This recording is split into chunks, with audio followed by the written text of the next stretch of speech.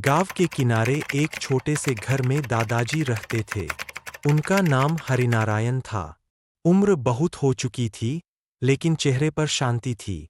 वे अक्सर कहते थे, प्राण हवा की तरह है, दिखते नहीं, पर जीवन भर साथ रहते हैं। एक दिन शाम को आसमान लालिमा से भर गया। पक्षियों का कलरव धीरे धीरे शांत हो रहा था।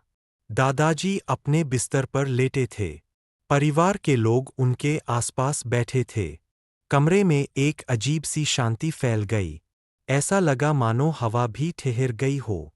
दादाजी की सांसें और धीमी हो गईं। उनके चेहरे पर डर नहीं था, बस संतोष था। उन्होंने आखिरी बार राम कहा और उनकी सांसें थम गईं।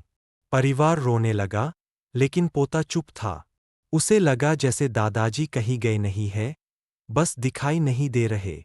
उसे दादाजी की बात याद आई, प्राण हवा की तरह है। उस रात पोता आंगन में बैठा आसमान देख रहा था।